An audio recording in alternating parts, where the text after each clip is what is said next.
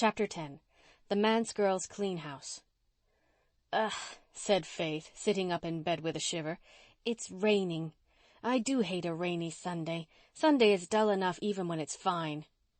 "We oughtn't to find Sunday dull," said Una sleepily, trying to pull her drowsy wits together with an uneasy conviction that they had overslept. "But we do, you know," said Faith candidly. "Mary Vance says most Sundays are so dull she could hang herself." "We ought to like Sunday better than Mary Vance," said Una remorsefully. "We're the minister's children." "I wish we were a blacksmith's children," protested Faith angrily, hunting for her stocking. "Then people wouldn't expect us to be better than other children. Just look at the holes in my heels. Mary darned them all before she went away, but they're as bad as ever now. Una, get up. I can't get the breakfast alone. Oh, dear, I wish Father and Jerry were home. You wouldn't think we'd miss Father much. We don't see much of him when he is home, and yet everything seems gone. I must run in and see how Aunt Martha is." "Is she any better?" asked Una when Faith returned.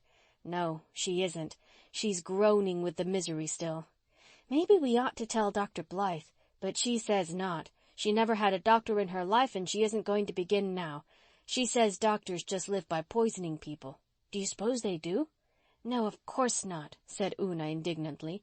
"I'm sure Dr. Blythe wouldn't poison anybody."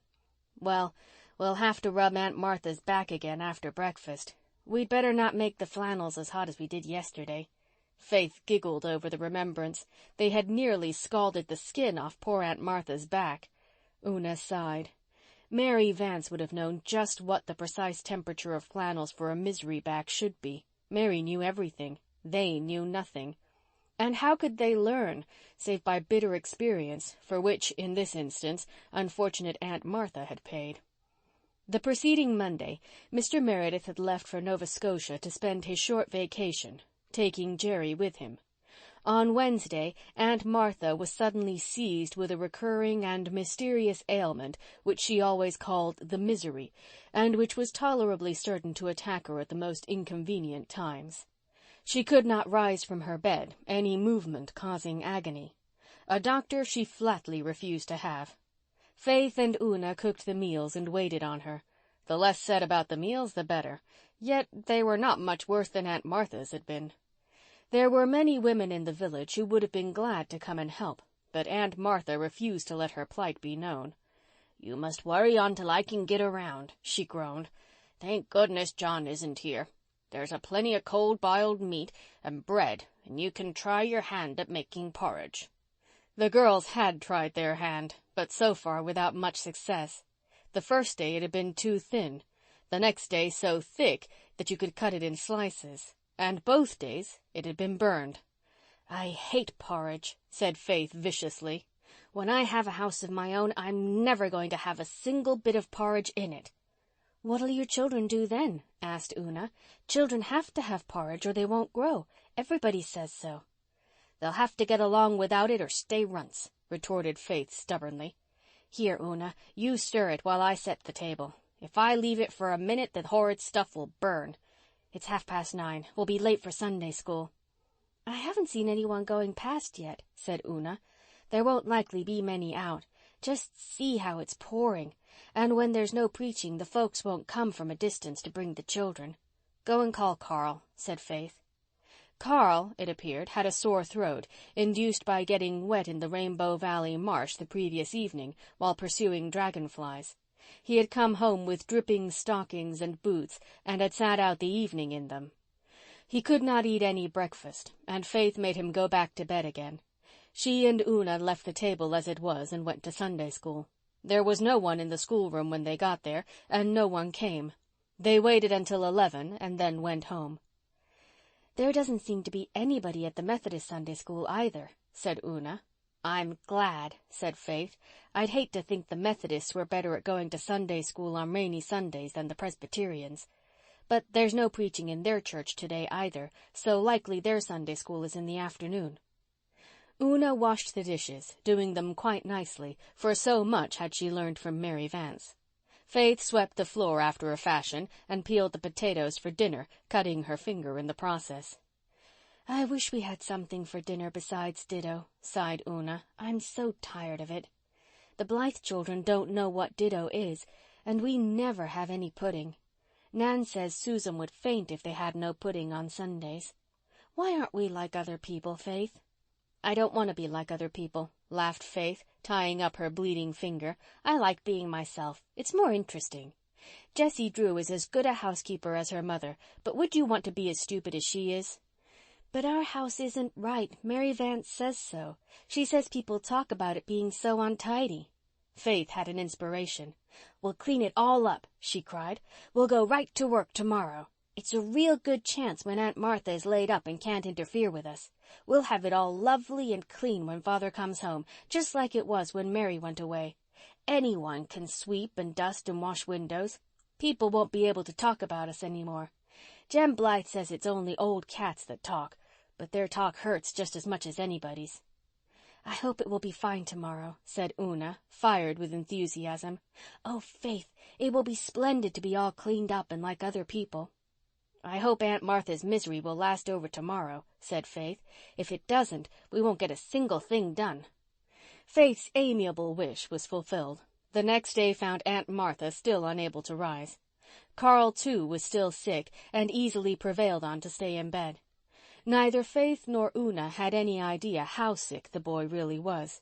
A watchful mother would have had a doctor without delay, but there was no mother, and poor little Carl, with his sore throat and aching head and crimson cheeks, rolled himself up in his twisted bedclothes and suffered alone, somewhat comforted by the companionship of a small green lizard in the pocket of his ragged nightie. The world was full of summer sunshine after the rain. It was a peerless day for house cleaning, and Faith and Una went gaily to work. "We'll clean the dining room and the parlor," said Faith. "It wouldn't do to meddle with the study, and it doesn't matter much about the upstairs. The first thing is to take everything out." Accordingly, everything was taken out. The furniture was piled on the veranda and lawn, and the Methodist graveyard fence was gaily draped with rugs. An orgy of sweeping followed, with an attempt at dusting on Una's part, while Faith washed the windows of the dining room, breaking one pane and cracking two in the process. Una surveyed the streaked result dubiously.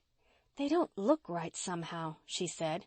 "Mrs. Elliott's and Susan's windows just shine and sparkle." "Never mind. They let the sunshine through just as well," said Faith cheerfully. "They must be clean after all the soap and water I've used, and that's the main thing. Now it's past 11, so I'll wipe up this mess on the floor and we'll go outside. You dust the furniture and I'll shake the rugs. I'm going to do it in the graveyard. I don't want to send dust flying all over the lawn." Faith enjoyed the rug shaking. To stand on Hezekiah Pollock's tombstone, flapping and shaking rugs, was real fun. To be sure, Elder Abraham Clow and his wife, driving past in their capacious double-seated buggy, seemed to gaze at her in grim disapproval. "Isn't that a terrible sight?" said Elder Abraham solemnly. "I would never have believed it if I hadn't seen it with my own eyes," said Mrs. Elder Abraham, more solemnly still. Faith waved a doormat cheerily at the Clow party. It did not worry her that the elder and his wife did not return her greeting. Everybody knew that Elder Abraham had never been known to smile since he had been appointed superintendent of the Sunday school 14 years previously. But it hurt her that Minnie and Adela Clow did not wave back. Faith liked Minnie and Adela. Next to the Blythes, they were her best friends in school, and she always helped Adela with her sums. This was gratitude for you. Her friends cut her because she was shaking rugs in an old graveyard where, as Mary Vance had said, not a living soul had been buried for years. Faith flounced around to the veranda, where she found Una grieved in spirit because the Clow girls had not waved to her either. "I suppose they're mad over something," said Faith. "Perhaps they're jealous because we play so much in Rainbow Valley with the Blythes. Well, just wait till school opens and Adela wants me to show her how to do her sums. We'll get square then. Come on, let's put the things back in. I'm tired to death, and I don't believe the rooms will look much better than before we started, though I shook out pecks of dust in the graveyard. I hate house cleaning." It was 2:00 before the tired girls finished the 2 rooms. They got a dreary bite in the kitchen and intended to wash the dishes at once, But Faith happened to pick up a new storybook Di Blythe had lent her and was lost to the world until sunset. Una took a cup of rank tea up to Carl, but found him asleep, so she curled herself up on Jerry's bed and went to sleep too. Meanwhile, a weird story flew through Glen St. Mary, and folks asked each other seriously what was to be done with those manse youngsters. "That is past laughing at, believe me," said Miss Cornelia to her husband with a heavy sigh. "I couldn't believe it at first. Miranda Drew brought the story home from the Methodist Sunday School this afternoon, and I simply scoffed at it. But Mrs. Elder Abraham says she and the elder saw it with their own eyes." "Saw what?" asked Marshall. "Faith and Una Meredith stayed home from Sunday School this morning and cleaned house," said Miss Cornelia in accents of despair. "When Elder Abraham went home from the church, he had stayed behind to straighten out the library books. He saw them shaking rugs in the Methodist graveyard. I can never look a Methodist in the face again. Just think what a scandal it will make." A scandal it assuredly did make, growing more scandalous as it spread, until the over-harbour people heard that the manse children had not only cleaned house and put out a washing on Sunday, but had wound up with an afternoon picnic in the graveyard while the Methodist Sunday School was going on. The only household which remained in blissful ignorance of the terrible thing was the manse itself. On what Faith and Una fondly believed to be Tuesday, it rained again. For the next 3 days it rained. Nobody came near the manse. The manse folk went nowhere. They might have waded through the misty Rainbow Valley up to Ingleside, but all the Blythe family, save Susan and the doctor, were away on a visit to Avonlea. "This is the last of our bread," said Faith, "and the ditto is done. If Aunt Martha doesn't get better soon, what will we do?" "We can buy some bread in the village, and there's the codfish Mary dried," said Una, "but we don't know how to cook it." "Oh, that's easy," laughed Faith. "You just boil it." Boil it they did, but as it did not occur to them to soak it beforehand, it was too salty to eat. That night they were very hungry, but by the following day their troubles were over. Sunshine returned to the world, Carl was well, and Aunt Martha's misery left her as suddenly as it had come. The butcher called at the manse and chased famine away. To crown all, the Blythes returned home, and that evening they and the manse children and Mary Vance kept sunset tryst once more in Rainbow Valley, where the daisies were floating upon the grass like the spirits of the dew, and the bells on the tree lovers rang like fairy chimes in the scented twilight. End of chapter 10.